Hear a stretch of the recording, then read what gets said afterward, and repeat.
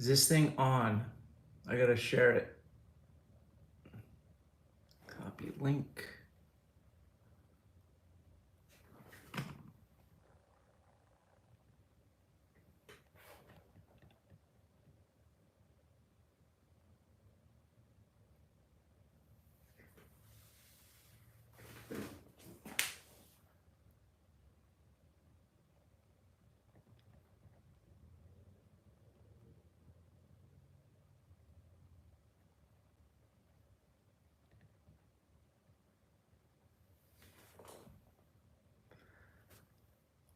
All right.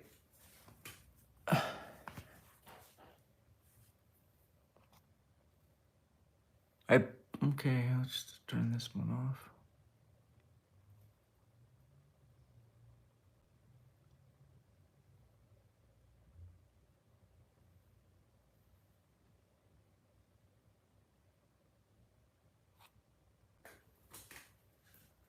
Hello, hello. Anybody in there? Hey, what's up, Big Ray? Hello, Sherry. Sorry if that link sent everybody to the wrong chat stream. I tried to schedule it and it didn't start recording, so I don't know how that stuff works. I'm gonna go ahead and delete that other one.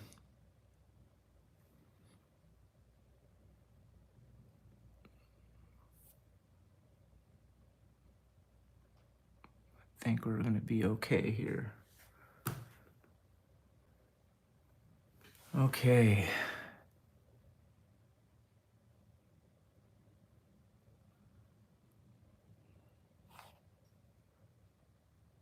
Trying to open it up on my iPad as well so I can talk to you guys while I'm painting, so just give me a few seconds here.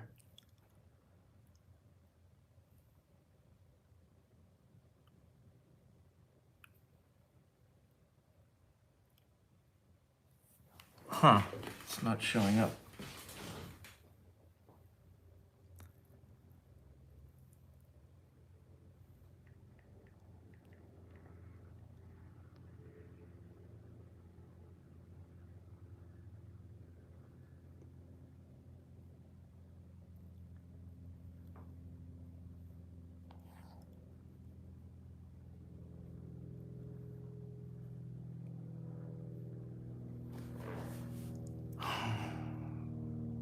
Well, isn't this a little bit frustrating?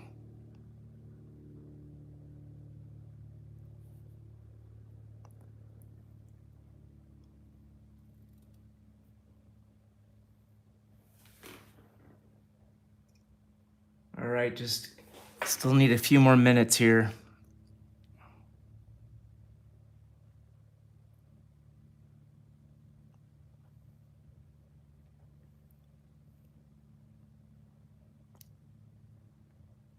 Is that one working? Okay, I think I found it.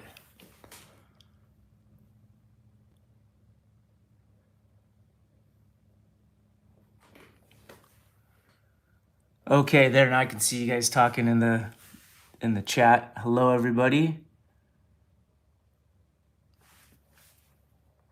Scrolling up. Okay, yeah, there's a delay, but all right. So I'm gonna try to finish this painting. I got about an hour and a half until I have to start picking up kids from school. But I think we should jump into this. I'm gonna focus in on this bird right here, on this guy. Let me move a little bit closer. And yeah. How's everybody doing?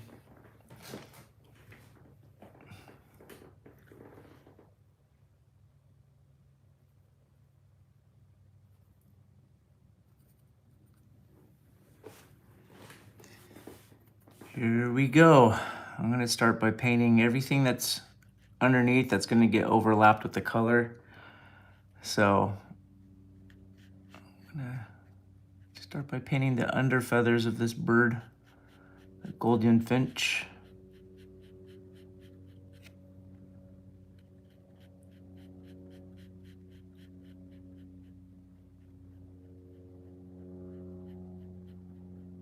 Yeah, I tried setting up, scheduling the live chat today, and I went through all the process, had it all set up, all neat and fancy. And I'm sitting here with the camera going, and it never started recording, so I don't know what I did wrong. I always do something wrong when it comes to technical stuff, so I'm sorry.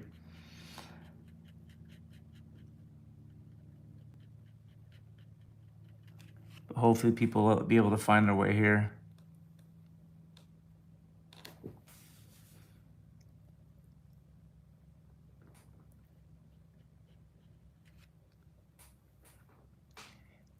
And I'm looking at a painting I did 2 weeks ago of one of these, just off to my left over here as reference.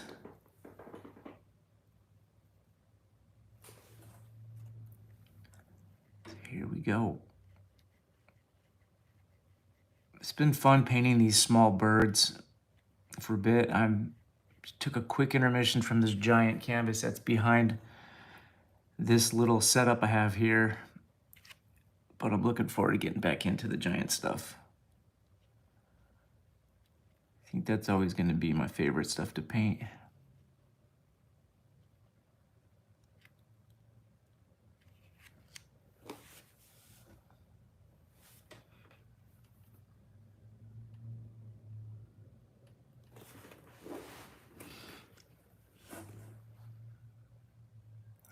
How do I want to do this?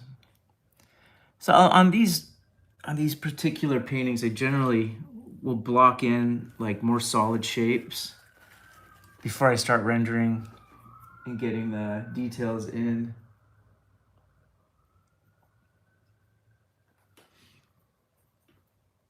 It's making a really dark brown right here. We're gonna use for the tail feathers that lead off.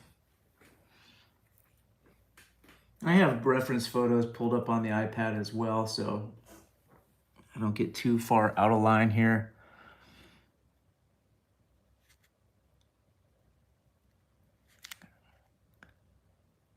Gotta be really careful on pulling these lines that I don't wiggle, get it out of shape on this white paper. You know, a lot of people have been asking what kind of paper this is.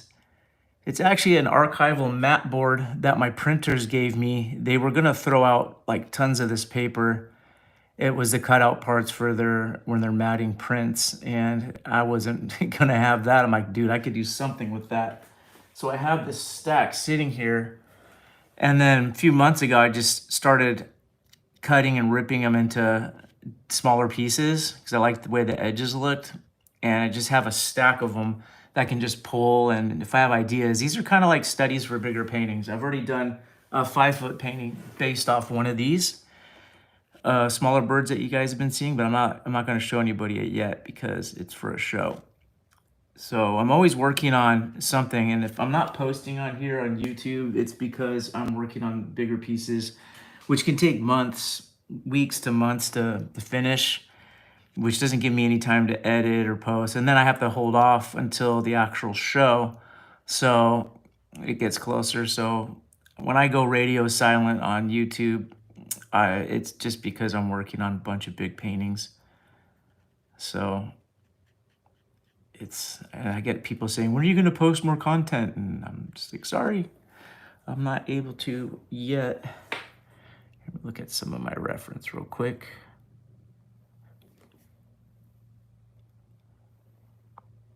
All right.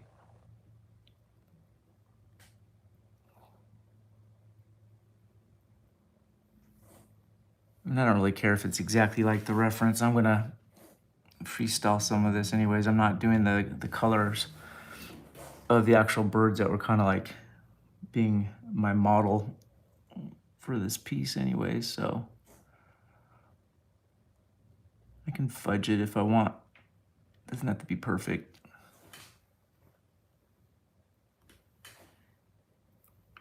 And I am going to paint with, the paints go on translucent or transparent, so I'm going to put the dark shadow lines in first, because I know I'm just going to overlay it with the color that's going in next. And the pencil lines have been fixed down with workable fixative, so they're not gonna smear, smudge, or come off. That way I can confidently just get in here with wet paint over the top of them, knowing that it's not gonna smear. And I'm using a matte workable fixative. It's called Fijador Retocable. I don't know. Read it yourself. And Kronbacher makes it. It works pretty good, especially on this paper. I've used other ones in the past. I don't like them as much as this one. I'm not going to say what the other brands are, so I don't throw shade on anybody.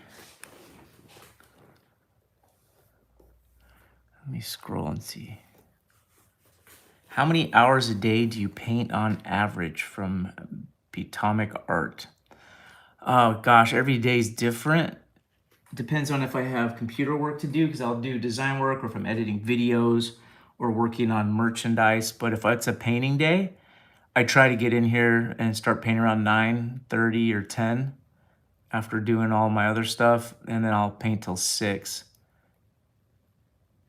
But during the school year, there's always interruptions. There's always kids to pick up. I take them to jujitsu or wrestling or whatever they're doing, coding classes, and then I have to jump back into it, which always gets hard. Like once I have my paints down, I don't really like to get up and leave because I don't want them to dry out on me. That's why I just put little bits out at a time. I pre-mix colors for big areas and just have them labeled and off to the side. Like I have this big old pint called Sky Blue that's safe, so I can just put a little bit at a time, but I know it's going to be the exact color I need for the giant piece I'm working on, so I don't have to worry about losing my paint to drying.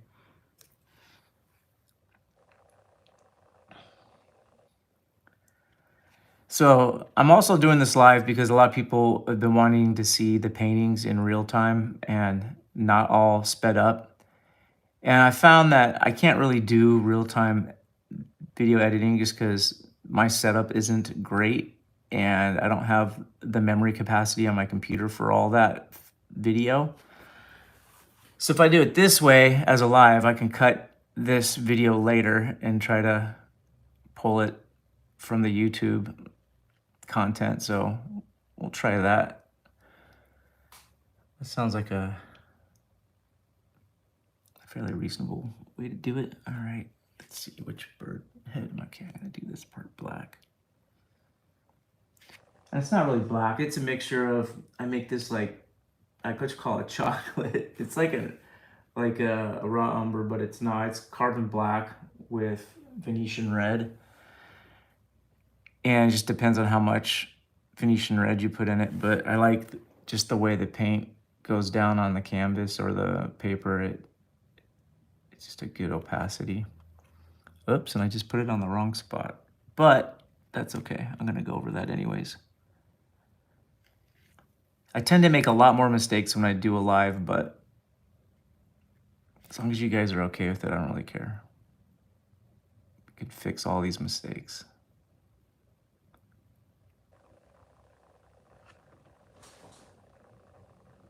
And it's hard to talk and paint at the same time.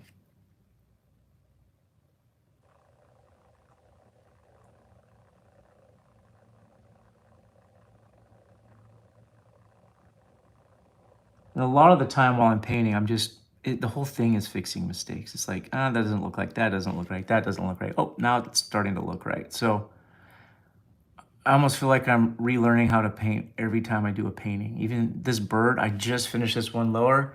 Now I feel like I'm learning how to do it again. It's just screw up, screw up, screw up. Oh, it's looking a little bit better. Oh, that might be it. And then voila, you're done.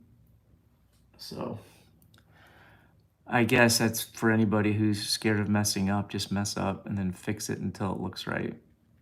That's constantly been my whole painting experience, which is also a reason why I don't teach. Having to articulate what you're doing as opposed to just doing it is a different beast.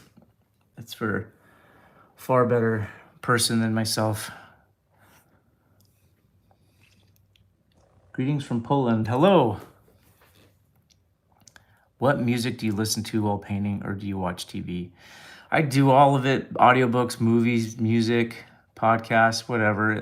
There's so many to choose from. Gosh, what music? I have a few playlists I'll listen to if I need to be real chilled out and disengage from the world. I'll sometimes play like a Studio Ghibli, is it Ghibli or Ghibli, whatever, playlist of music from like Spirited Away and all those great movies, or classical music, or I have a playlist also called Stabby Mac Radio, and it's this like old cartoon music, it just kind of makes me laugh. So I enjoy that stuff. Let's see, where are we at?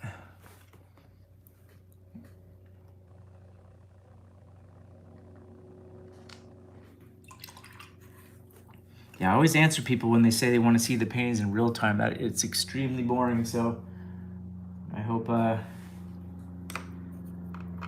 nobody gets kind of bored too much on this. Putting some yellow iron oxide, which is a very transparent yellow, an earthier yellow down here. Just imagining the white of the feathers getting a bit dirty. And I'll come back in with the white to pop it up. I use a lot of white. I'll just drop it in pure white on top to build the highlights, knowing that I'm gonna wash yellow right back over it. So in the end, it's just gonna look like a light yellow. And then when that dries, I can go back and I can keep pushing and pulling.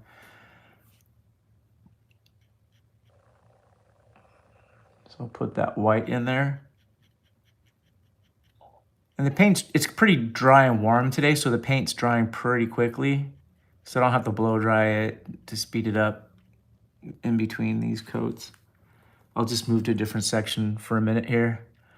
Let me take out some of that darkness right there, because I know I'm gonna go in with blue. So it's almost like I'm using an eraser right now, which feels like when spray painting walls, always having that can that's I use as an eraser.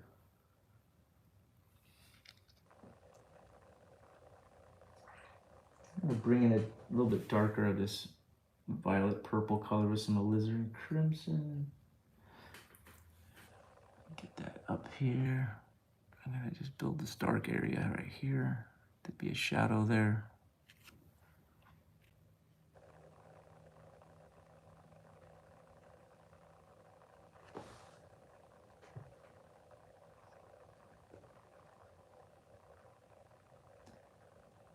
Kira likes audiobooks. Yeah, me too. I think, what was the one I just listened to? I think it was called Bad Weather Friend by Dean Koontz. It was a pretty good one. It was fun.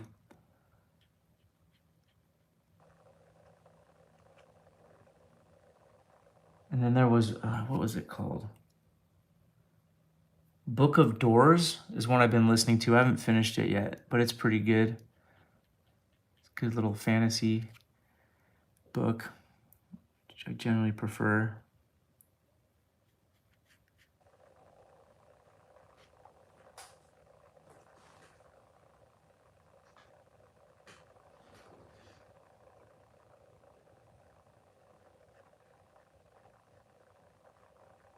For highlights on this tail, I'm just throwing a little bit of turquoise, little spots of alizarin crimson. Have I ever used an airbrush? Yeah, I use an airbrush on little things. I've been trying to use it more and more for areas that make sense. Here's the one I use, just a simple. I'm not trying to do anything crazy with it. Every once in a while, I'll do little highlights in the eye. So I only run white through this one. I have a second one that I'll do color stuff if I need it, but I rarely use it. But sometimes just like I'll bust in all of the white highlights and then give it a little hit with an airbrush, and it gives a nice effect. I just hate cleaning them, so I don't use them that much. I usually can get any effect I want without them, but sometimes it's fun. Sometimes it opens up new ideas and areas where I can explore how to push the paint around and exploit the paint just by trying new things, making different kind of marks. Like, what kind of mark would an airbrush make? Well, I'm gonna try it. Pretty much open to try most art tools out just to see what they do, if they spark new ideas.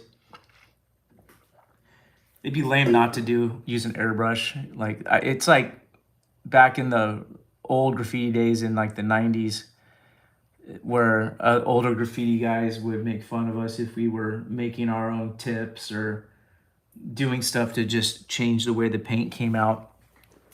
They would say it's cheating or whatever, and I was just like, oh, it's not cheating, it's helping me paint better.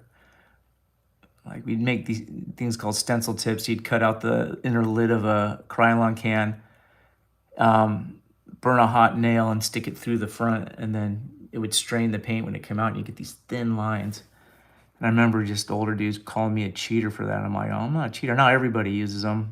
The companies are all selling them now and producing them. But just always try to figure out a different way to get different marks on the wall. I guess that's the same mentality with if I'm going to use an airbrush or not on one of these canvases.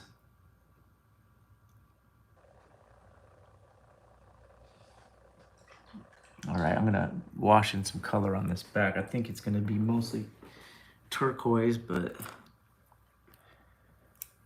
so I'm gonna put down some water. My hands are a little wet, so I'm just gonna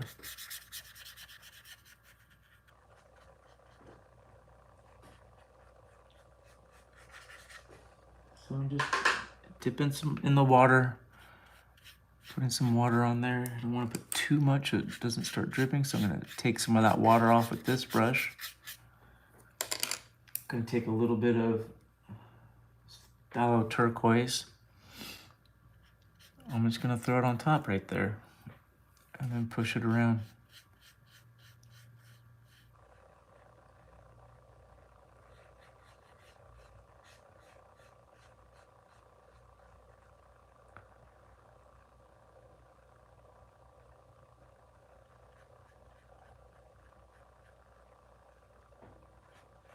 You don't have to worry about painting inside the lines. This goes on nice and transparent.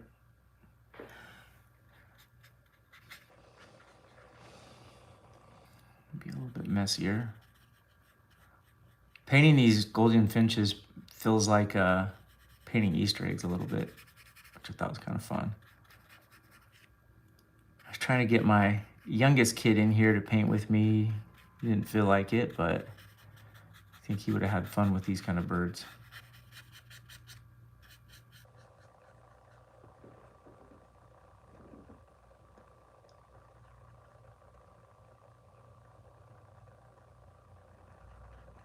This paint, I don't think it's fully transparent, but I'm just thinning it with water. So it's, I can maintain and see what I'm doing. Because if I mix it with a little bit white, it makes most things more opaque. So if I want to fill in this area with the chest feathers, I'll do it a lighter tone. And then I'm just going to come back and hit it again with that more transparent turquoise. And it's just going to stain it the color I want it to be. It's just a lot of push and pull, a lot of back and forth. Like, build up the highlights, wash it back with the color, add different colors into it to make it feel more alive. Like, I'll throw some greens down here in a bit. It'll look more and more. Just want to render out the shape, get my dimension. There's plenty of different ways to do this. You could do the whole thing as a monochromatic underpainting, and I've done that many times. I was contemplating doing that today, but I think for time's sake, this is going to go faster, and I'll still get the desired effect. This is some cobalt blue I'm going to put here just to define an edge.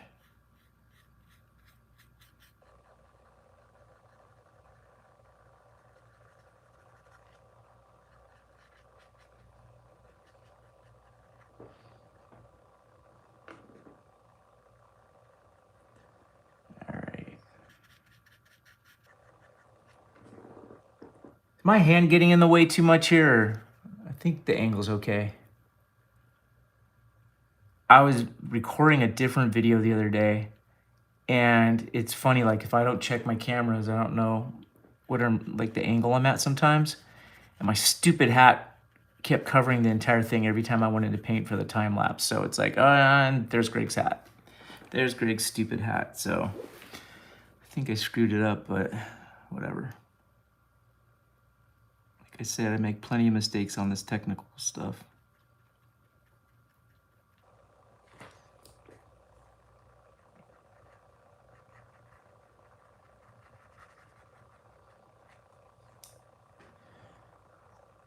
Let me see.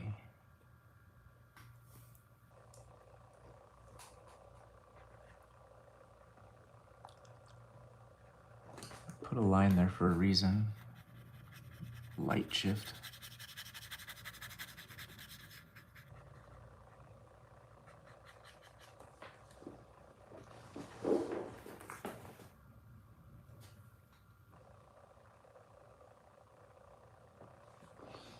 Grab some of this green. What kind of green am I working with? I'm gonna use that one.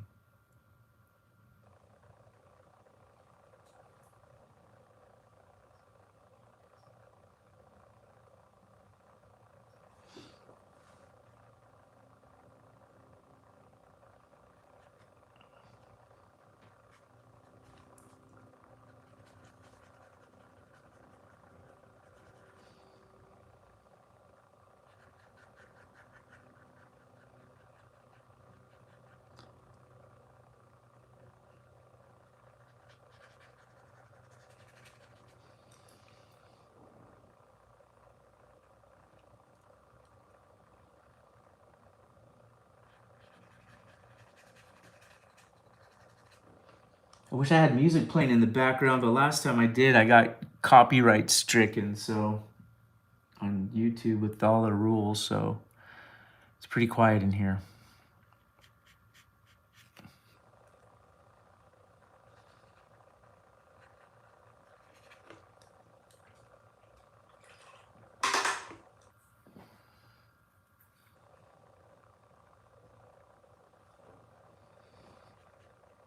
See that? Just want some straight up white in there, but it's not gonna be white when I'm done with it. Just want it, it's almost like sculpting. Have any of you out there tried Nomad Sculpt on the iPad? It's an awesome 3D sculpting program. I highly recommend it. I've been using it a lot. In the mornings I wake up, mess around with it during coffee time. I can build out characters that I use as models for paintings now. It's been pretty rad. And it's really inexpensive too. It's like, again, it's another tool worth adding to the toolbox. I had a little bit of 3D stuff when I was working in video games at Activision back in from 2000 to 2005. So I already understood the world a little bit. So it was kind of easy to step into, but I feel like Nomad makes it way easier to learn than like ZBrush or Blender, any of the PC platforms, or I don't know. It's almost like Procreate, how Procreate is to Photoshop, like Nomad is to like ZBrush.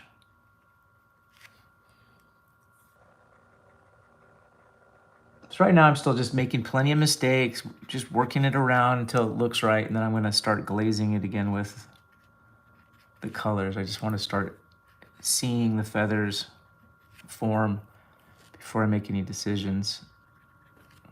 And I can be super messy right now. This is the best part.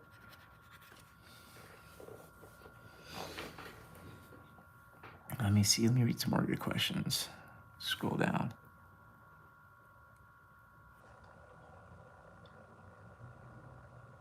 Acrylics require so much layering. Yeah, I guess so. That's part of it.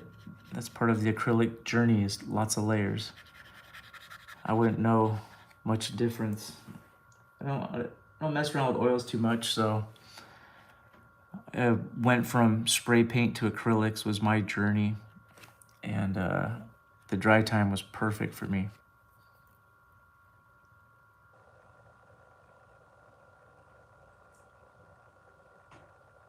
Let me see. How do I feel about people painting like you? Oh, I thought it was covered. I thought it said, how do you feel about people painting you? And I was like, I feel weird about that. But how do I feel about people painting like me? I don't know. That's cool. That's flattering, right?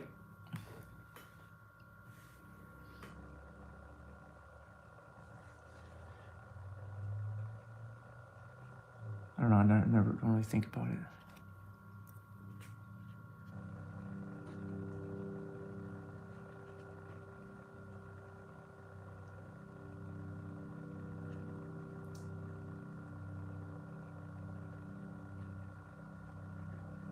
I'm trying to read while I'm going. Sorry, guys. Hello, Germany. Oh, what camera am I using for my time-lapse videos? It's just an iPhone 7.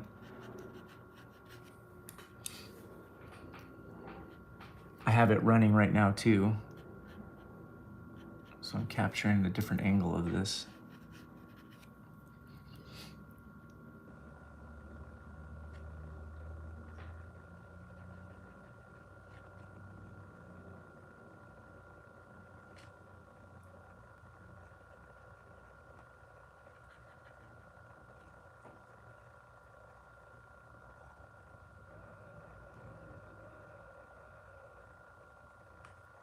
What's my inspiration for these bird series? I wanted it, well, there's a story I'm working out for my next show, but it involves the walls, and I want the walls to all kind of represent like they've gone from one world and fell into the world I paint called the outside. So they're remnants from our world and from different places that show a little hints of the society and like the atmosphere they're in. Maybe they're covered in graffiti, maybe they're covered in old advertising signs. And the advertisements, the old cartoon advertisements, it gives me kind of like the authority, not the authority. It gives me a reason to be able to paint all my old favorite cartoon stuff that I like. I made up this character called Stabby, so I call it the Stabby verse, and it's a good way for me to be able to incorporate it into this world called the outside, which is really more like, you know, like a Narnia kind of place, but way more fantastic and weird creatures. And the birds have come along with the walls, and they kind of I don't know, they're the first ones to come upon the scene where all these broken wall pieces are. It'll make more sense when you guys see the show. There's a whole idea I have about a bunch of these walls coming from an abandoned amusement park, and I've written up the ideas of what this amusement park is called and why my characters loved it so much and how Stabby's involved in it. It's kind of fun to write the backstory for the paintings while you're working on it, and whenever you get the idea, just sit down and write it all down, because then it makes the paintings make sense.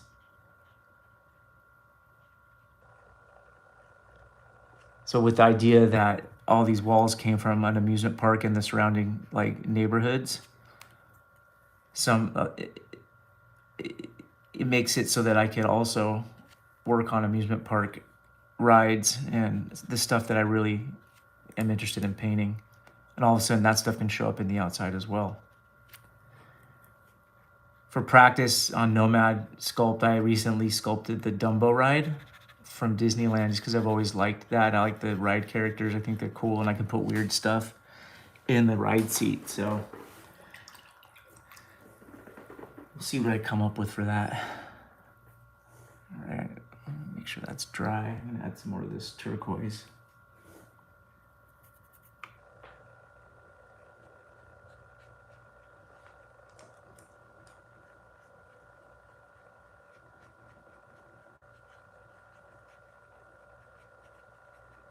Still working pretty messy. I don't have to be too strict right now.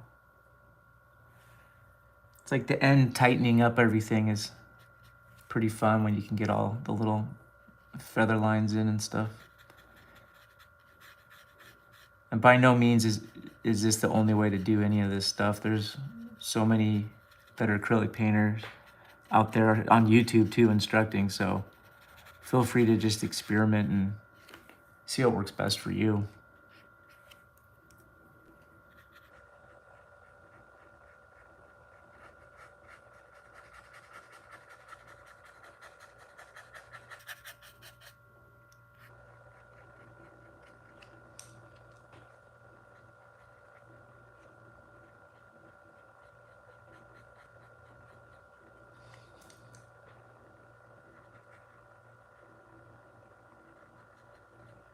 So sometimes I'll just bounce around to give my brain a second so I don't start overworking everything.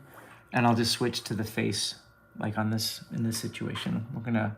Let's mess around with his beak, or her beak, the bird's beak. I think these are males, the really colorful ones are. And I'm going to put a very light color to start, like a warm, maybe some yellow ochre, a lot of white. I don't want it white, even though I'm gonna start washing it.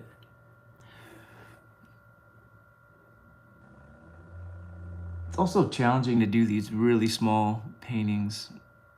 I'm used to packing a lot more color into like a big piece, and like you do one wrong brush stroke and you wiped out a whole beak. It's frustrating.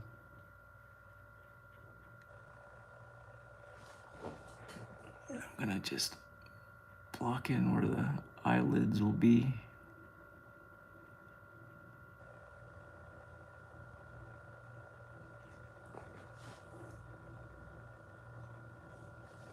I hope you finish this bird on this live and not leave us hanging. I'm gonna do my best. It's 1:41 right now.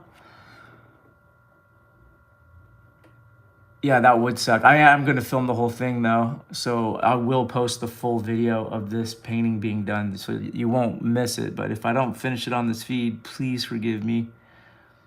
I just got dad business to do.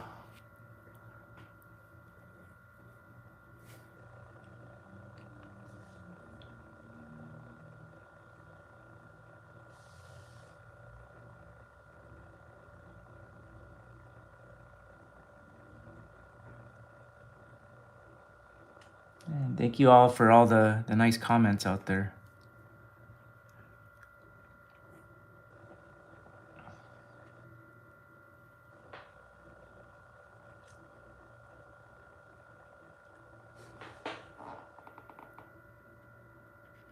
Okay, I'll let that area dry a little bit.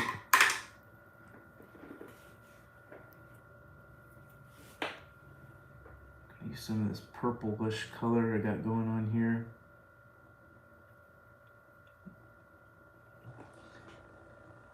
I'm gonna make some highlights up in here.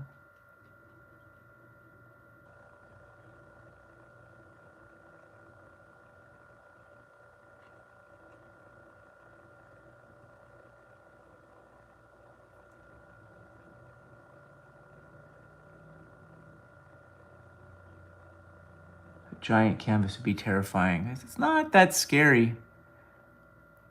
I have this current canvas is 60 inches by 100 inches. That's up on the easel. And I've got the entire background clouds all finally done. It was so much fun to paint them.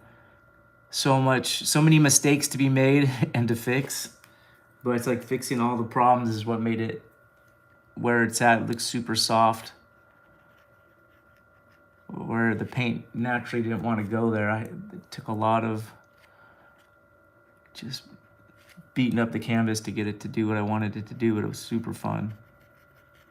Sometimes I think it'd just be fun to just paint these cloudy backgrounds and just be done with it, but I don't know. I always have to push my world together. I don't know what I'm saying.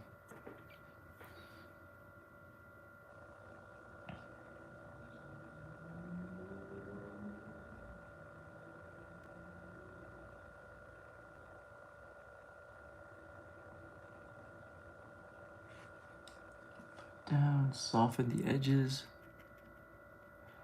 So yeah, a lot of times I'll just put the paint down and just soften one edge of it, so it looks like a clean blend, as if I blended it with the color beneath, but it was always just a layer on top with the edge softened and blurred out to give the effect of it actually blending when it was never wet into wet to begin with. So there's that, and blend it. Are you using a dry brush to blend? This one's dry.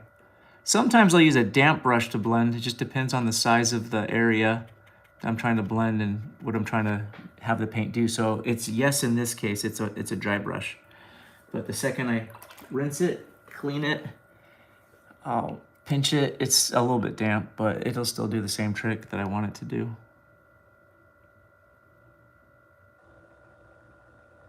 I don't want this edge to be a little messed up feathers.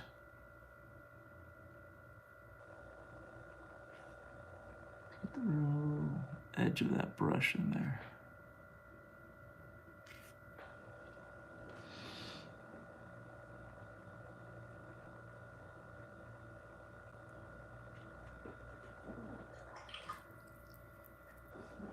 Let's get back on that beak. I think it's dry. Get some more of this yellow iron oxide.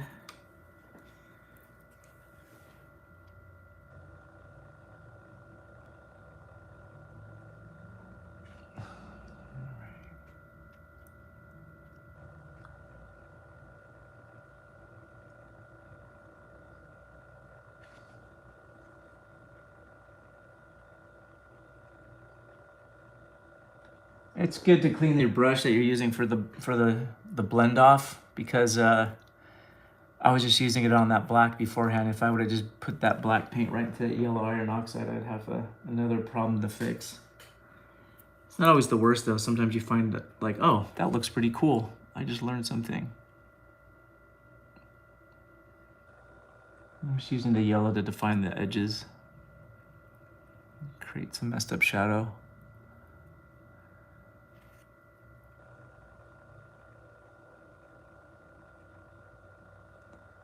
Greg, are you cool or are you a dork? I think my kids would say I'm a dork, so whatever, I don't care.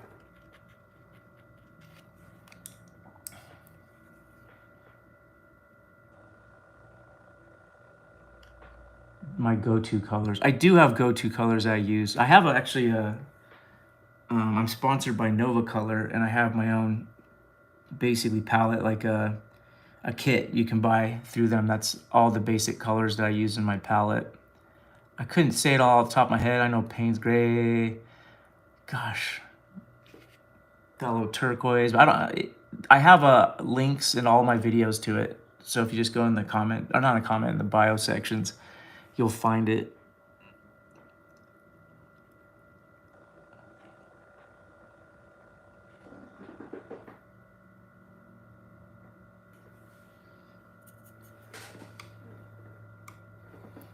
Do you varnish the paper afterwards? I do. I use Nova Color's matte varnish, which comes out, it's actually satin. It even says satin on the label, so, and it's really good stuff.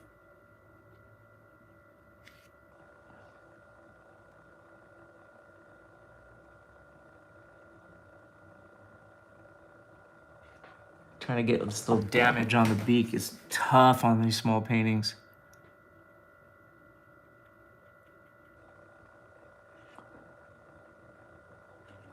Put some pink in here too.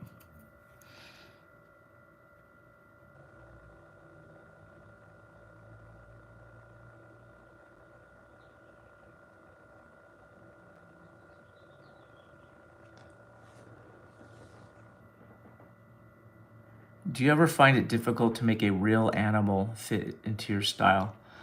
Yeah, most of my stuff's pretty stylized.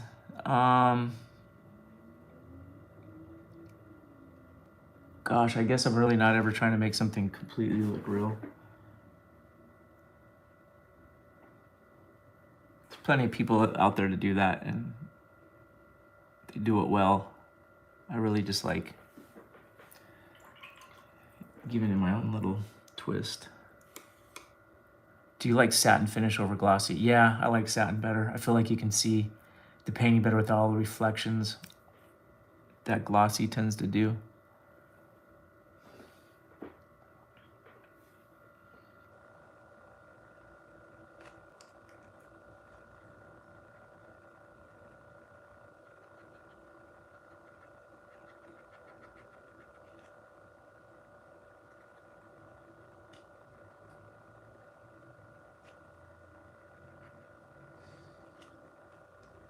What grit sanding block do you use to scuff the surface? Okay, let me look. I think it's not even a block at this point. It's 120 grit. This is what I'm using, this little remnant piece off a disc sander. I also have these ones, which are 50 grit, but I found the 120 has been working better on the paper, and this works better on the canvases. And on the canvases, I use canvas wrap panels. So the backing, there's wood underneath the canvas, so it's super solid and doesn't dip and bow. It makes for a more pleasant surface to paint on. What's the funnest bird to paint? Blue jays are my favorite, but right now I'm having fun with these finches. I'm almost trying to just write more finches into my ideas, because I think, I don't know, they're pretty rad. And I want to make them like larger than life. Like I did a painting that if it was like the painting's over 5 feet, so the finch is huge, and it's perched on a graffiti wall with a mascot on it. And then if it was in real life, the bird it'd be bigger than like a bald eagle, but it's a little finch. So I kind of like playing with scale like that. And then the big painting I'm working on, if the blue jay I'm working on the big painting, if it was in real life, the thing would be a monster. It's humongous. It's like kind of like a goldfish. It keeps growing like its environment. If the environment's big, it keeps growing.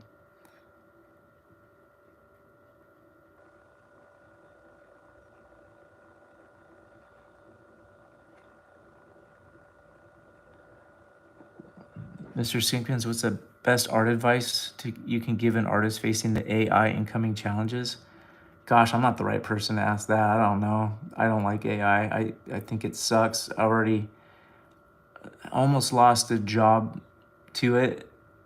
And I was just like, that is kind of crazy what they can do with it, but I'm not messing around with it. I'm trying not to let it get in my head. There's always gonna be something out there. You just gotta kind of keep your head down, keep working, keep exploring, keep creative, and don't let the things get in your head to distract you. So many things want to distract you every day. That's why I like painting. I just get in here and I can turn it all off, get lost in these little brush strokes, and then at the end of the day, you have something that wasn't there before. So if people just want to look at AI work, they can do that. I don't know. I try not to think about it too much.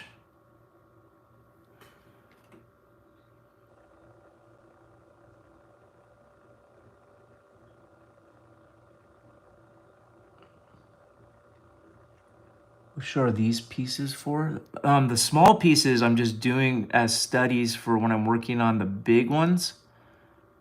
So my show is in a year, but I start working now because the big ones take a long time.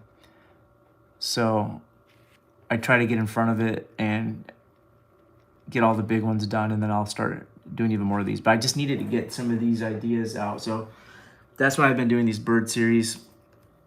I just really trying to teach myself what I want to see on a big painting, and I think these are gonna look cool. They kind of feel like some of my older paintings, like the toucan one tried to fit in, which is all the toucans, and then there's like a puffer bird in the middle. It's kind of along the lines of that feel, but it's a little bit different. I like to do bodies of work too. I want more than one piece, and that all the pieces kind of instruct each other. tell a story, communicate to each other.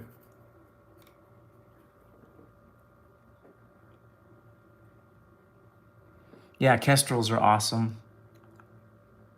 I've been looking at a lot of birds of prey. We just went on a little mini vacation, a staycation, and there was a falconer on site. So we sat and watched the falconers talk, and he had a Harris hawk and a bunch of falcons and an owl, and it was really fun. The kids enjoyed it. I enjoyed it. That's my kind of stuff I like to do.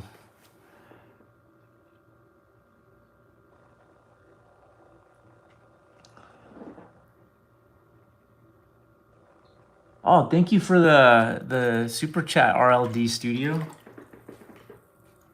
I appreciate it. I didn't know that could happen. I missed it on the puzzle. Any chance you'll do another? There's still puzzles available, just not on my site. They're available through Pomegranate, the company that made them. We're trying to order some more. Like all our supply we had that we were shipping overseas with, we sold out of.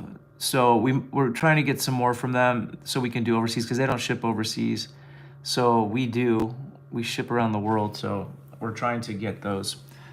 So we'll have some more in stock soon. I don't know when we're gonna do the next design, waiting on them, but I'd love to. Doing the puzzle was kind of like a dream come true, you know, being a kid growing up doing art puzzles, and all of a sudden I had one. It's like putting the books out. Like I've had 6 books published, and it's crazy because grew up looking at art books. It's my favorite thing to collect when I was younger, and then next thing you know, I had a book, and I was like, oh my gosh, I didn't think this would ever happen.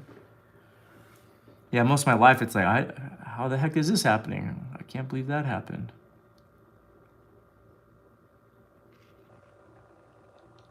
How do you price your works? Pricing works comes from years of showing, and selling works, you build a database, and generally a rule of thumb is when you sell a show, you can incrementally raise the prices. And I've been doing this for about 20 years. So we have a database spreadsheet of everything that's ever sold, the sizes, the level of complexity, and we base it off that when we price pieces. That way it stays true to our collector base, and it can be a tradable thing at that point. It could be something people can earn money on if they sell it or whatever. But there's a book by Maria Brophy out there. Remember her name, Maria Brophy, because I forget the name of the book. My wife manages my business, and she read the book, and it pretty much answers like all your art business questions. It might even be called art business, I'm not sure. But if you have business questions, maybe one day I'll have my wife go on here and she can answer your questions. But definitely get that book. She read it. She's talked with Maria Brophy, and it really helps a lot. Helps you figure out how to price your stuff and how to not get ripped off, because it's funny how often companies or people you work with will want to rip off the artist first, like oh, you just do it because you love it. It's like, yeah, but I also have a family to feed and it takes time. So it's funny how artists are a lot of times the first people to get screwed over. But my wife is awesome, and she's managed my business very well over the years. In fact, if it wasn't for her, I'd probably still be just working in video games, which wasn't a bad job, but the drive sucked and the hours sucked. And I was painting every night. I work from 10 to 6 or 7 and calculate an hour there, an hour back, driving to Santa Monica. And then I'd get home, we'd eat dinner, and I would paint till 3 in the morning and then do it again. So I was always painting, and then I began posting all my paintings online. Back then it was like MySpace, and I had a website that a guy in a cubicle next to me at Activision built for me. And all of a sudden people started noticing the works and buying them, and then a gallery started noticing and picked me up. And flash forward about 20 years, and that's all I'm doing, just painting. But I was going to be painting nonetheless, whether or not I got picked up by a gallery, I'd still be painting. It's pretty much like when people say, what do you do on your time off? I'm like, I draw or paint. it's fun. I like creating these things.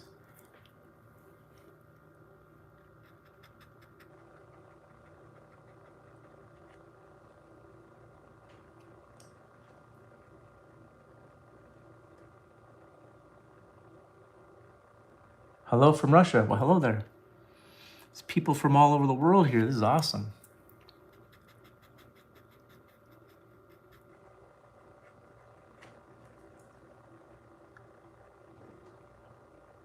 Push and pull on this beak a little bit. I want to put little scratches in it. This bird was in a battle. Just killed an owl. Just kidding to those owl lovers out there.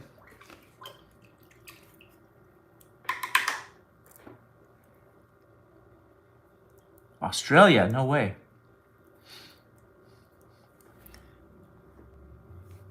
Let me scroll into the questions.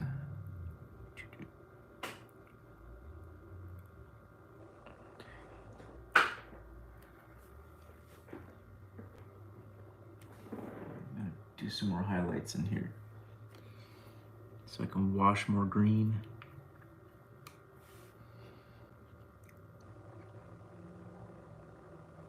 What's your favorite thing to draw or paint? I don't have one favorite thing.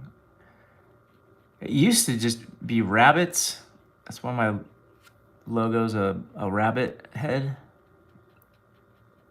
That was especially when I was just drawing in black books. It's like I would always draw like whatever graffiti piece. I'd draw a Craola piece, and then it'd always be a rabbit. Ever since I was little, I was drawing rabbits. I don't know if any of you have seen the comic book Usagi Yojimbo. It was kind of in the Teenage Mutant Ninja Turtles world. I remember being a little kid and having those comics, and then all I would do is practice drawing him. He's the samurai bunny. And then that turned into, oh, I know how to draw rabbits now. And then drawing Bugs Bunny, obviously, and that kind of stuff. I always was drawing cartoon characters. That was my favorite thing to do. I'd get up in the morning, watch cartoons, and draw along with whatever I was watching. Especially those shows that they would instruct you how to draw, like Woody Woodpecker or Popeye. So that's why my work's really cartoony, but that's some stuff I never wanted to give up doing. Like, those are good memories. And it kind of like when I get to paint and draw, that kind of stuff, it brings back those memories.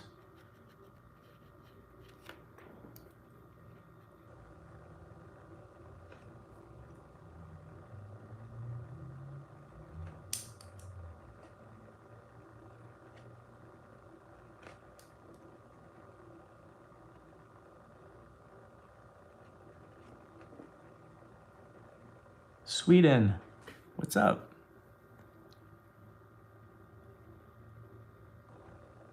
Italy, no way. Indonesia, wow. You do great lettering. Well, thank you. This lettering's based off of font, though. This is a font treatment from, I got an Illustrator when I laid it out. But I've been drawing letters since I was very young, and it comes like, I don't even think about it anymore. I love drawing letters. That's one of my favorite things to do. If I'm just sketching at night and I feel a little bit of artist block come on, I'll just start drawing letters. I'll do graffiti lettering, I'll do whatever, and it kind of kicks out the artist block, and all of a sudden I'm composing something around it. I think that's one of the fun things that was about doing graffiti. I'd always draw a letter scheme, but then I'd throw characters around it. And then my friends would push me and be like, dude, do a background. I'm like, oh, I can't do that. And then I'd figure out how to do it. I'm like, oh, I can do that now. And then I'd have characters and backgrounds. And it'd be on a giant wall. So when I come into a canvas, no matter how big a canvas in the studio is, it's never going to be as big as a building wall. So they don't feel big. They almost feel small.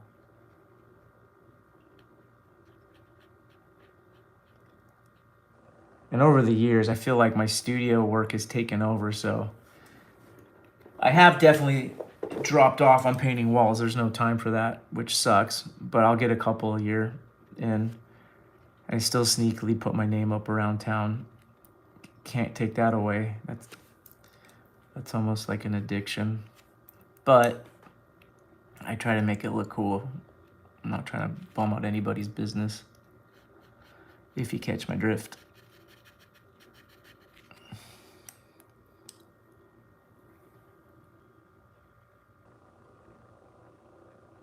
Nova Scotia, hello. Is there a dry flat brush you blend with? I'll blend with any brush. I use, Craola makes these great golden taklons. And this one, I believe, it's called a cat's tongue. And they also make great filberts, flats, whatever. And I like the cat's tongues though right now for blending off with, because it kind of comes to a point. And no, they're not made with real cat tongues.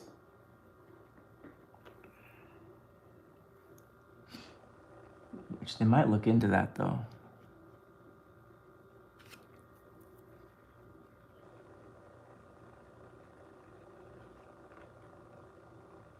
Why did you stop doing graffiti? I never stopped doing graffiti.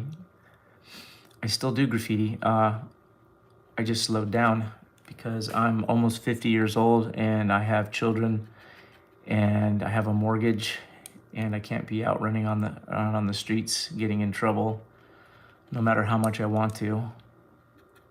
But I'm still in all my crews. I still talk to them. I still get up. I still have spots I can go paint.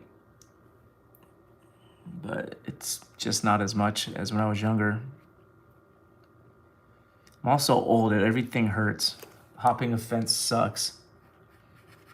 I definitely don't want to have to run from anybody anymore. At one time, I was bombing Pacific Coast Highway in Lomita, if anybody's from the South Bay or near Los Angeles down here. And I was on a main street. I was hitting my crew up on a green fence. And it was probably 10 o'clock at night, so there was a lot of cars out still. I just was young and dumb, and I'm like stoked. I'm like, I'm gonna get away with this. Nobody's gonna stop. Nobody cares. And a car full of gangbangers stopped, and this was in probably like 1995, 96. So back then there was a thing called tag banging, and there's like, you'd always get, there's a group of guys that would be pretty much, I always try to beat up other like graffiti writers and taggers or whatever you want to call it. I say graffiti writer, but I definitely got caught up by these guys and had to run. So there I go running down the alley, and sure enough, I overstep when I get near my buddy's place, and I pretty much popped my ankle out of the socket. It was a real bad sprain. It was a re-injury. I always injure this ankle. And so I fell. They didn't see me because I was far enough ahead, and I had to pull myself into this like little ditch by this dumpsters and just hide. And my buddy had seen what was happening. He had ran way ahead of me, and he had let his pit bulls out of his house, hopefully to scare these guys off. But I got away, but I had a busted ankle for a long time after that. So yeah, running sucks. So that's another reason why I'm not doing that much graffiti. But I miss it. I miss spray painting walls. So I have a whole setup right behind me. I got a couple hundred cans and all my stuff, my supplies. They're all ready to go in a couple bags that I can go do some fun stuff if I want, whenever I want. Have I been arrested? I've been handcuffed and thrown in cars. I've had my face smashed into the back of a cop car. My nose is still crooked, but I've never been arrested. You know, knock on wood. It's funny enough, I'm friends with a lot of cops in my older age because my kids go to school and their friends' parents are cops, and they love what I do. Like I've painted backyards at different cops' houses for them and in their name, and I find them to be some of my closer friends. And they all just laugh, you know, when I tell them stories. And in the most part, they like all this stuff too. So especially if you're doing nice work and it's not just to mess up people's stuff. I always try to make things look cool. Remember, I was painting these oil drums off the 110 freeway, and I always paint like dragons and little scenes on it. Whatever I could get away with, but you know, I'd spend the time, and I got caught by the cops there. They pulled up on the freeway and I was behind the fence.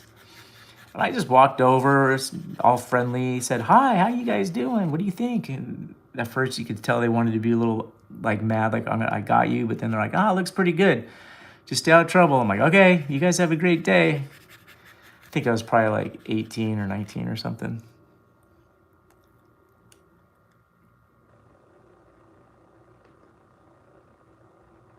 Ooh, you shattered your wrist and ankle? You fell a couple stories? Damn, see, way too old for that kind of stuff anymore. I've fallen off ladders, which sucks, but I luckily didn't break anything.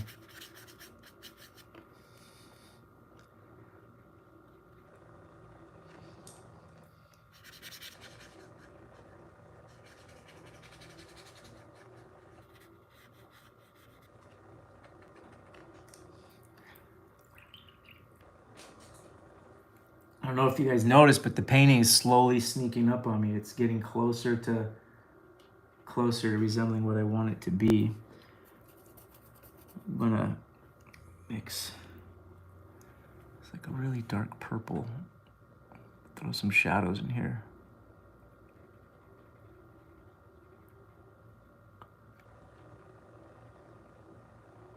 My skateboard helped me get over barbed wire. That's good. We used to have these square, like rolled up little squares of carpet, and if you doubled them up, drop 2 of it on the barbed wire, you could climb over and not get stuck.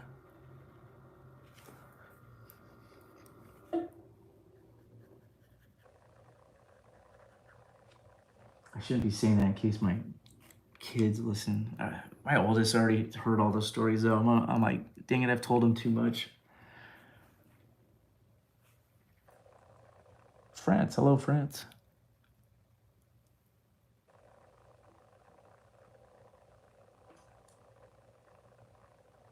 Thank you, Stinky Punk.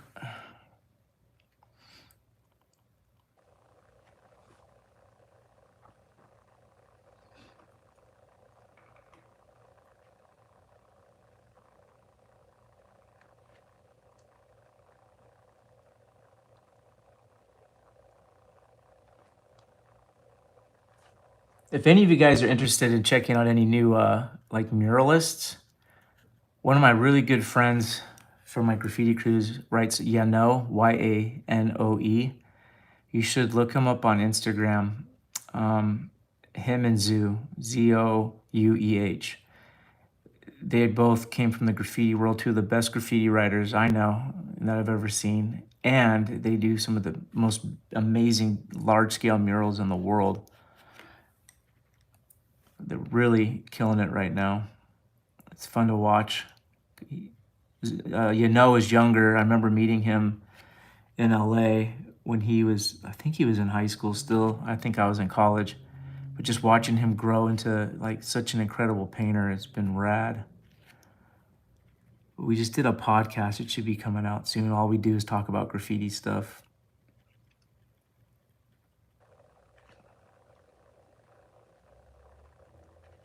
I don't know why that topic always ends up coming up, but people seem interested.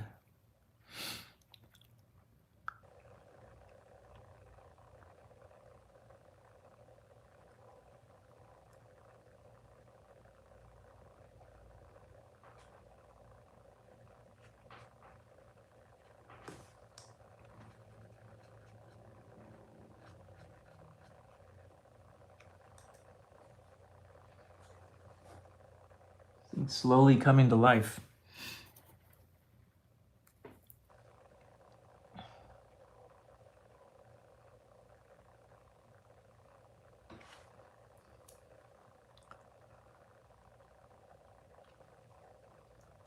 I'm mostly doing this from looking at the other birds on the page.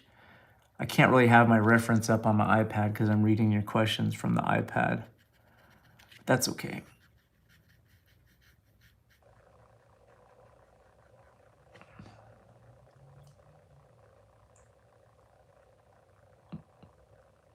Oh, you saw the Jose from the Three Caballeros. Yeah, that was a fun one to sneak in there. They're their old favorite cartoon. I'll still watch that one. That, The Sword in the Stone. old classics.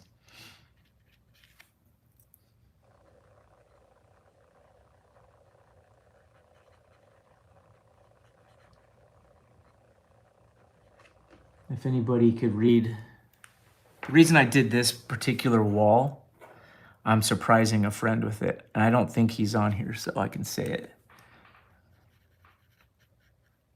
The secret is in the message on the wall. I'm not gonna say who it is right now, just because I don't want it to get out to him until it shows up on his doorstep. And I doubt he'll watch any of the YouTube stuff. So, he's a favorite artist of mine.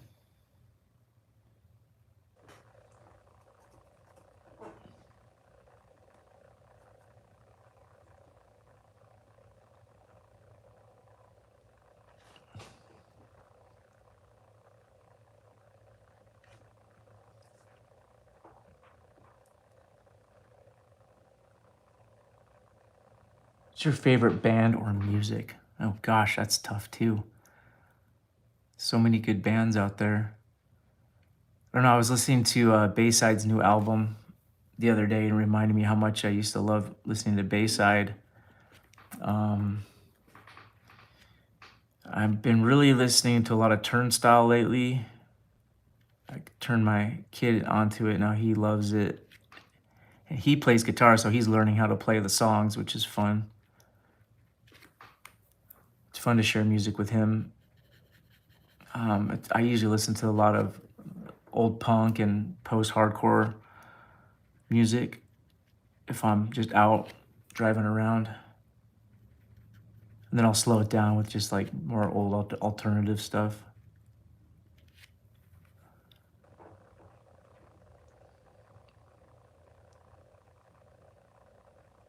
Do you have a favorite painter or artist that has inspired you? My favorite was, yeah, Frank Frazetta was up there for sure. Love Frank Frazetta. I loved anything in Heavy Metal Magazine. Back when I was a kid, I wasn't supposed to get it, obviously. My mom would freak out if she saw the covers with all the half-naked ladies and stuff. But Heavy Metal Magazine was awesome. I learned how to draw from a lot of that. And just the paintings were interesting. Norman Rockwell's a favorite. Caravaggio, I like his use of light. I'm gonna say all the nerdy. I like these museum painters, but I'll sit and flip through my Norman Rockwell book and just get lost in it. It's good stuff. And it's like one of the early inspirations, even though I don't paint anything like him.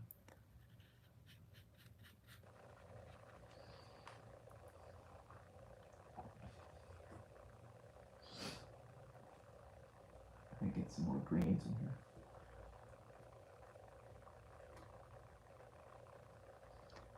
This green gold is really transparent. It's fun to use. It's very rich. So there I have a transition of this green gold into turquoise. Never blended it wet into wet, just threw it over the top. And it gave me the effect I wanted.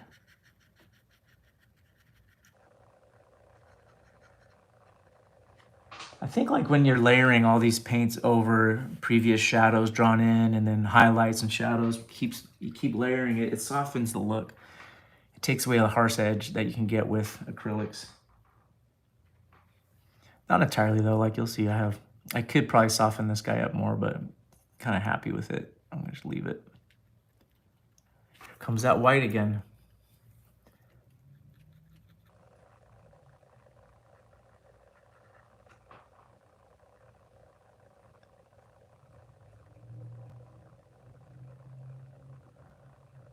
Question from Shu: what inspired the painting on the torn cardboard stock lately? I love it. I've always I like the deckled edge look, and all my drawings for years, I either ripped the edges afterwards or I started off with ripped paper. So it's not new. It's just painting on it's new. I never really paint on paper until I got this mat board, just because this stuff's so thick and strong and sturdy. It doesn't warp. I can let it flatten it out. It takes the varnish really good at the end, and it's just a different surface than the canvas. I like how smooth it is, but it's matte enough that the paint really goes on nicely. And I wanted to do some smaller works that weren't like paintings on canvas. It's a lower price point for my buyers, and it's like a nice way for people to get into the collecting game. So painted works on paper, it's fun to do as to get my ideas out. That way it's not as expensive as all the canvases I use. And I'm able to try new things. I have a bunch on my drawing table over here. I just push paint around until see how it reacts and what it's gonna do. And playing on this paper was one of those experiments. I was doing just a bunch of ink drawings on them. I was doing them with my son, and then I was like, I wonder how the paint will react to this. And it's done pretty good.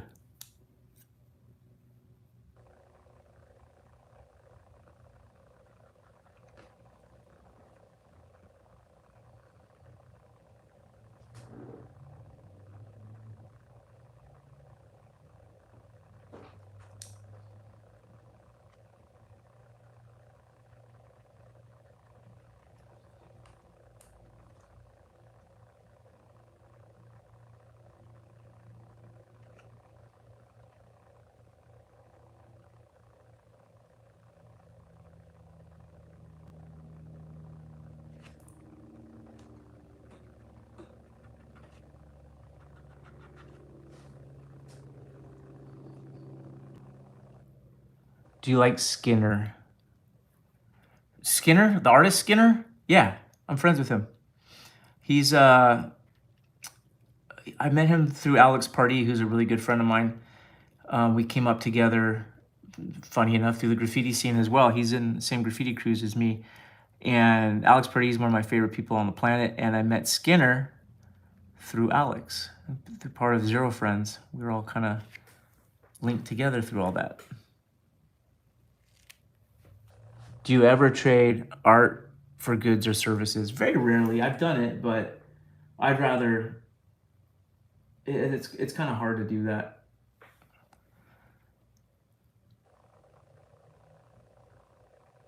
I don't like trading art. I like it pretty much just do it by the book way. That way nothing ever gets undervalued. Everybody gets an equal part of the trade, I guess.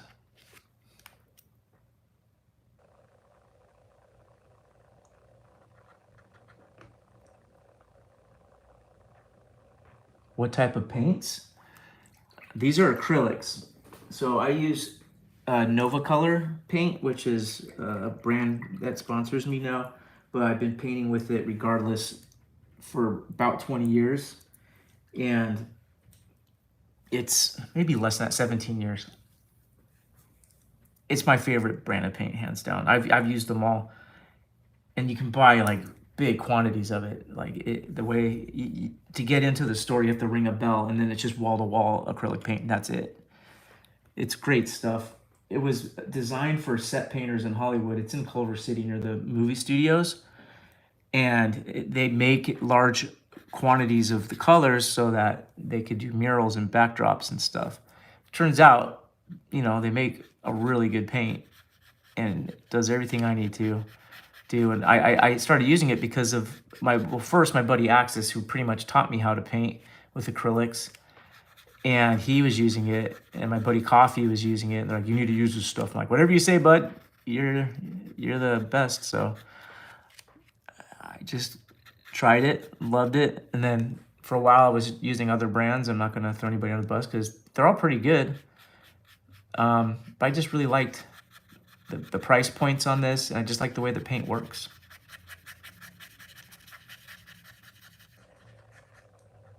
A little bit of scumbling.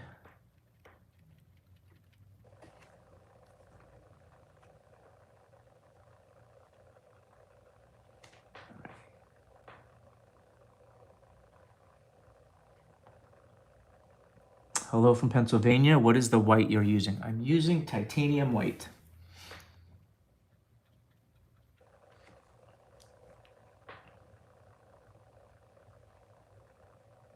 And I use a lot of it.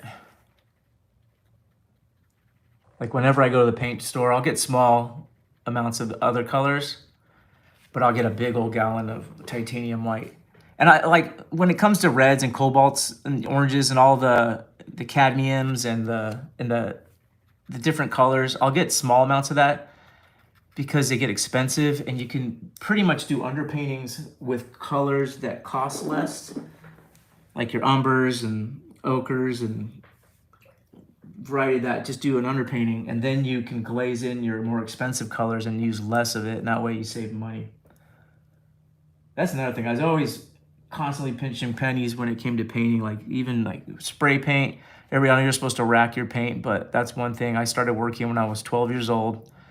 I was a janitor, and I saved up all my money. I never stolen a thing in my life. That's one thing where I differ than all my graffiti peers who say you have to steal paint, but I can't do it.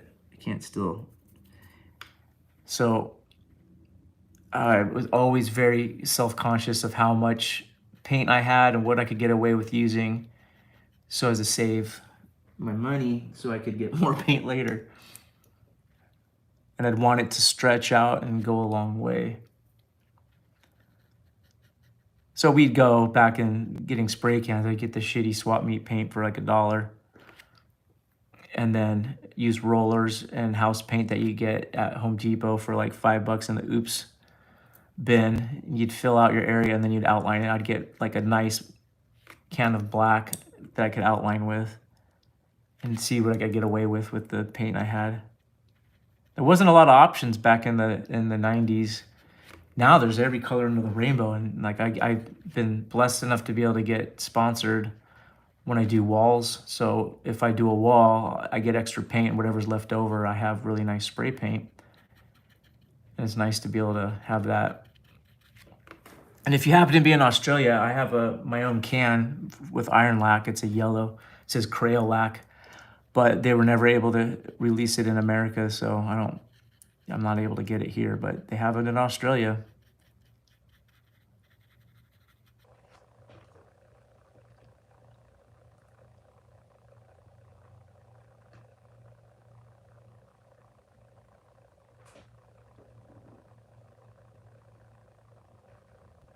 How do you stop your blending brush from drying into it? I don't. I mean, you clean it while you go. And then I rinse it and I do a little point sharpening with it. Over time, it's just gonna die. You can clean that. Treacle makes a really good coconut oil brush restorer, and I'll use that after a few sessions. I'll clean my brushes. But, you know, I'm a little bit spoiled having a sponsor, so sometimes I let my brushes die. But I keep every single brush. I have a box of brushes. For years, I've been filling it up because I'm going to do something with them all. I kind of have a couple ideas what I want to do with them, all my used brushes, but I won't throw them away. I keep everything.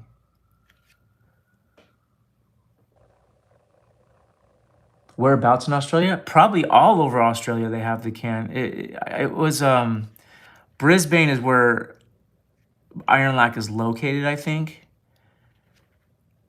But, you know, I don't even know if they have them in circulation anymore. This was a couple years ago. I'll show you guys what the can looks like if you want to see it. They sent me one can. So that's it. It says Craola lac. Got my logo on there. Crayola yellow. But alas, that's all I got. Whatever, it's cool. I'm stoked. No complaints.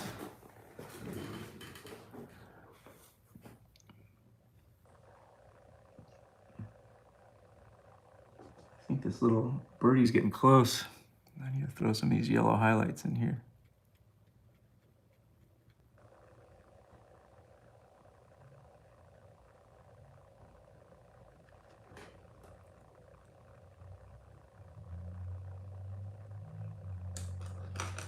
Is the point of study paintings just to learn how to do something? I'd be seeing studies look like... Yeah, I think it is, just to work out ideas so that when you go to something big, you're not like struggling or don't have it figured out. I pretty much any big painting you see, I've already figured it all out on my iPad or on Photoshop on my computer. I've got the sketch ready. I've made a couple color mock-ups that are loose and messy, but at least guide me in the direction to go so I'm not stumbling around too much. The big piece I'm working on right now, I'm experimenting a little with the way I'm transferring it. I'm gridding it off. I project a tiny bit. I'm doing by eyeballing. It's a little bit different, and then because it's such a big canvas, and then I'll work out different areas. I have a general idea, but I'm kind of freestyling as I go and coming up with new ideas because my ideas change. Once you get onto a giant surface, the little drawing you made up for the big piece just, it's like, well, I could do so much more right here. There's so much more space. So I'm allowing myself to kind of go with the flow on this big piece I'm working on. I'm working a little bit different than I used to, but in the end, it'll probably just look like a basic Craola piece. How does going to walls translate to painting canvases? Yeah, the canvases don't feel as giant and ominous if you paint big walls. But I like painting with brushes more than spray paint, so.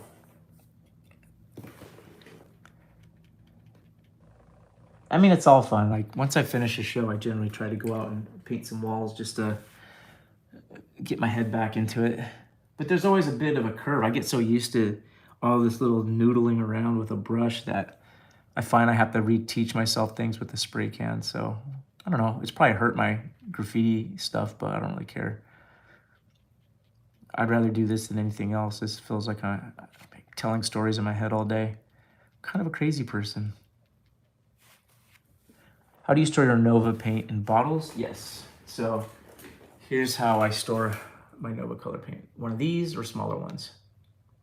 That's a phthalo green.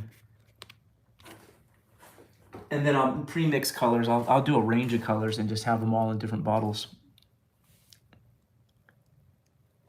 Are you mixing water or medium in your paint? In the bottles, I try not to put too much of anything, but I have this stuff called Novaplex. And if it's really thick, it's basically the binder for the paint. I'll pour some of that, or I'll put a little bit of water. The other day, I had some bronze pigment that I found, so it's just powder. And I took the Novaplex and I filled half a bottle with it, a half a little container, and then I filled the rest with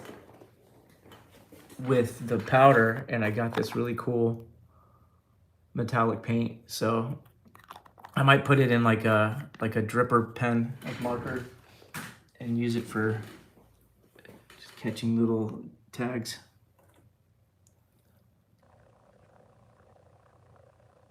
How much references you still use? I use a lot of reference. When I sketch, I'm usually just sketching whatever ideas, and they're really messy. And knowing that later I can go look for references and refine my sketches. But my sketchbooks are full of just dirty, sloppy drawings of ideas, which to me are priceless. It's like gold having the ideas. And I don't care if it looks perfect. I just want the ideas to be there and not to lose them.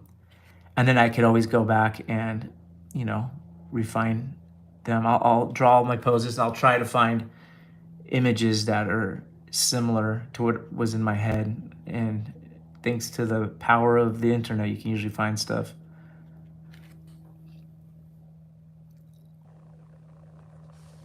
Does pre-mixed paint not dry up in those bottles? I don't know. Some of it dries up over time, but this amount of paint that I have laid out has lasted me years. Like, if you get a good supply and you keep them covered in a nice place, not in the sun or anything, it's gonna last you for a while. I find myself not needing to go get paint pretty most of the time. Like, there's like colors I run out of that I use a lot, I'll go get, but I don't know, it lasts pretty long.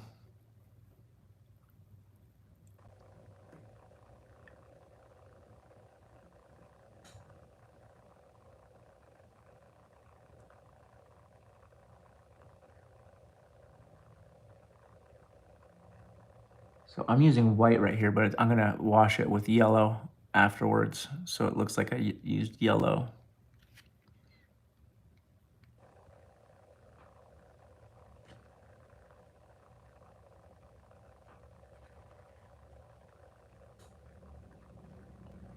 yes, doing a digital rough draft is a really smart way to go. You're saving on time, you're enjoying the process, and you're getting yourself into the painting quicker.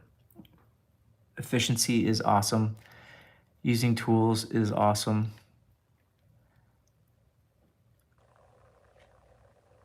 It's fun, like I said with the graffiti stuff, but I'll run into older instructors. I do speaking engagements at different art colleges around the country, and you'll meet some older guys who still stick to the just very rigid old ways of how the painting, you could only paint from life, and they set up their still lifes, which I love. I think it's amazing. But when they say the word only, or this is how you're supposed to do it, that's where I kind of tune out. I'm like, I'm glad you're doing it. You should continue doing it. It's a good practice, and I think everybody should try it.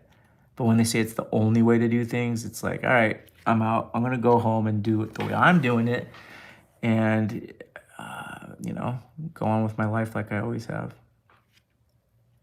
I'm more about getting that idea that got me excited, that jumped into my head onto the canvas more than anything.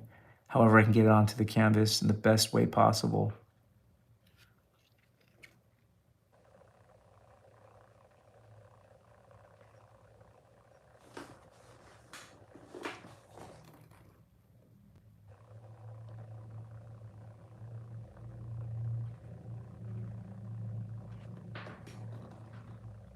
It needs to be lighter. Come on, lighten up.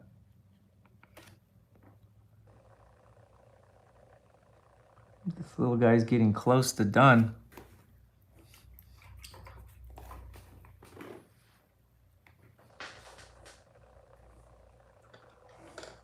Grab some of this Hansa yellow.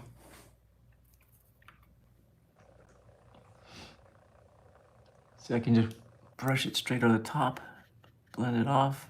There we go. Now it's lighter.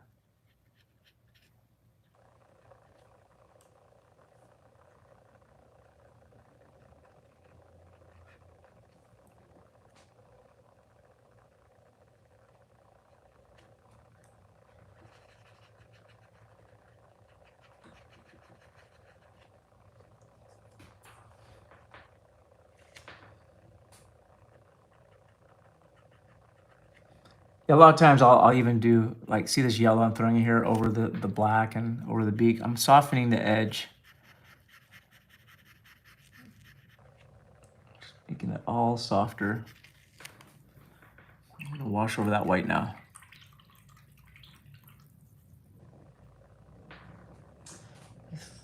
Thoughts on perspective. I struggle with larger pieces with lots of characters all over the place. You seem to handle it amazing.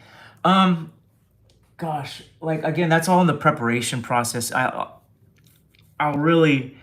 take a photo of the canvas and then I'll start composing the whole piece through my iPad. And then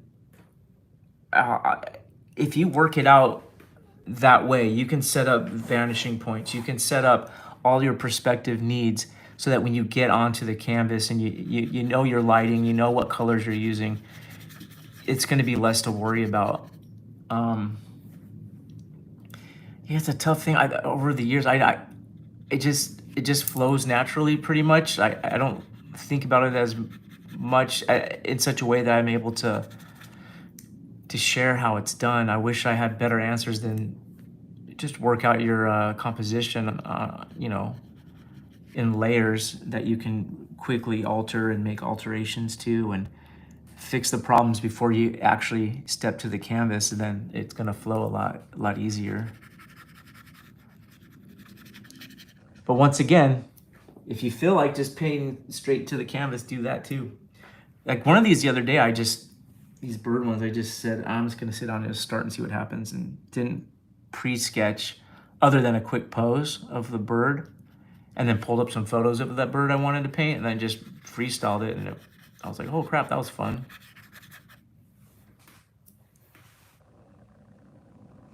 What happens if I put this blue on? I don't know if this is gonna work, but we'll see what happens.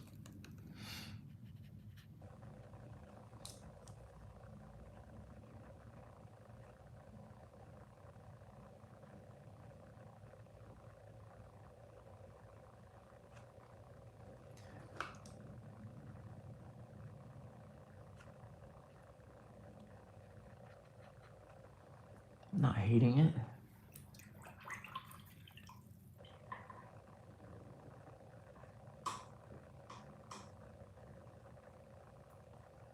Christopher Delaney, have a nice day. You found the puzzle. Awesome. That's great. Have fun with it. I still haven't finished it, but I get distracted easily.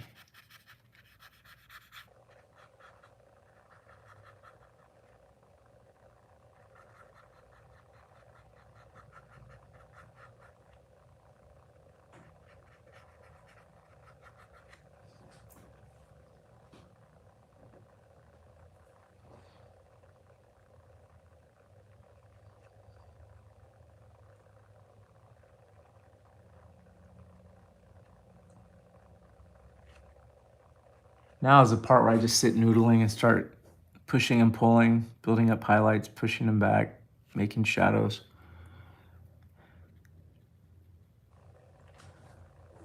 But I think we got through the most of the bird by this point. Put some more of this.